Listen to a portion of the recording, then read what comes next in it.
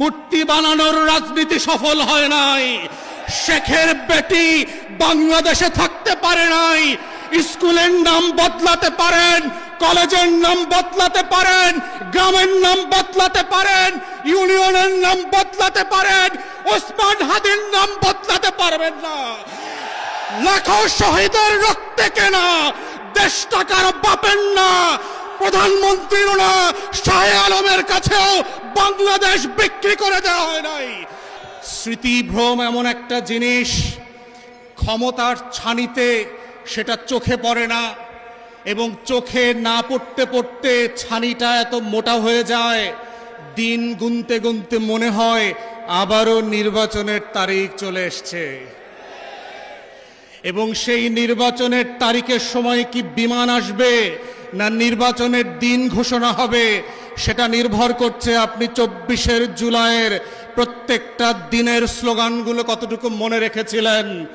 দেয়ালে দেয়ালে আমাদের শহীদেরা, শহীদের উত্তরসূরিরা বারবার লিখে দিয়েছিল, লাখো শহীদের রক্তে কেনা দেশটা কারো বাপের না। কিন্তু আমরা দেখলাম আপনাদের একজন এমপি এবং বেনামীয় মন্ত্রী, যাকে আমরা গত 17 বছর ফ্যাসিবাদ বিরোধী আন্দোলনে দেখি নাই, মিছিল মিটিং মামলার হিসাবে আসামি আকারে কোর্ট কাচারিতে দৌড়াদৌড়ি করতে দেখি নাই, তিনি তার এলাকার 4টা ইউনিয়নের নাম নিজের নামে লিখে দিলেন। ওইটাই কিন্তু হাসিনার পতনের শুরু হয়েছিল, মনে রাখিয়েন। 4,500 কোটি টাকা গত 17 বছরে হাসিনা শুধু খরচ করেছে বাপের নামে আর বংশের নামে মূর্তি বানানোর জন্য। মূর্তি বানানোর রাজনীতি সফল হয় নাই। শেখের বেটি বাংলাদেশে থাকতে পারে নাই। স্কুলের নাম বদলাতে পারেন, কলেজের নাম বদলাতে পারেন, গ্রামের নাম বদলাতে পারেন, ইউনিয়নের নাম বদলাতে পারেন, ওসমান হাদির নাম বদলাতে পারবেন না।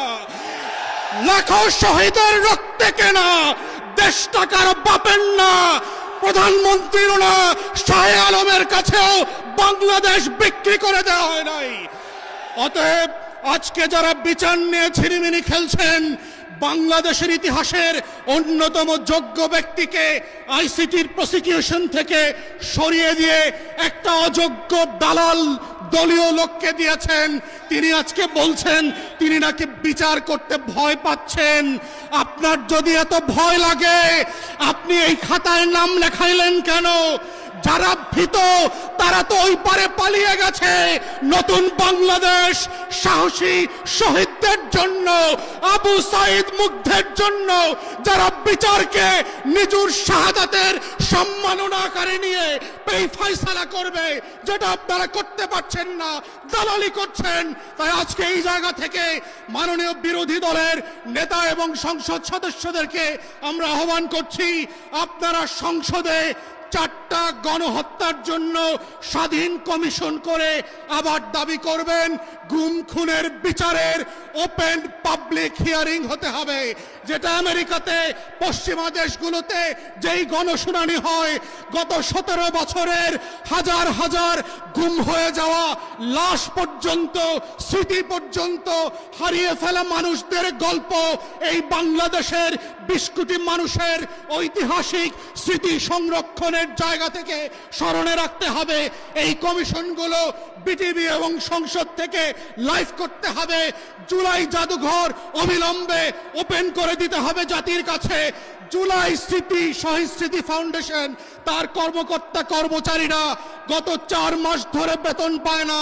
মাননীয় বিরোধী দলীয় নেতা, বিরোধী দলীয় চিফ হুইপকে বলছি, বাজেট সেশনে অবশ্যই আপনাদেরকে এইটা সংসদে রাইজ করতে হবে।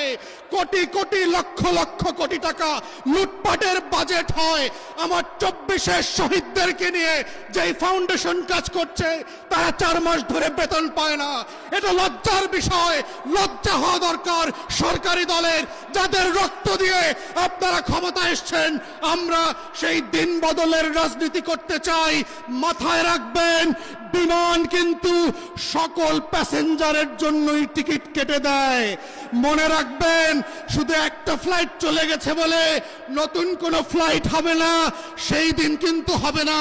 আপনারা ভুল করবেন, আপনাদের জন্যও আবার বিমান রেডি করা হবে জনগণের টাকা এবং রক্তে। যদি সেই দিনটা না চান, বাংলাদেশে রক্তের শাহাদাতের উপরে দাঁড়িয়ে গণ অভ্যুত্থানের আমলনামার উপরে ভিত্তি করে বাংলাদেশ পরিচালনা করবেন, এই আহ্বান জানিয়ে আমার বক্তব্য এখানে শেষ করছি। আসসালামু আলাইকুম।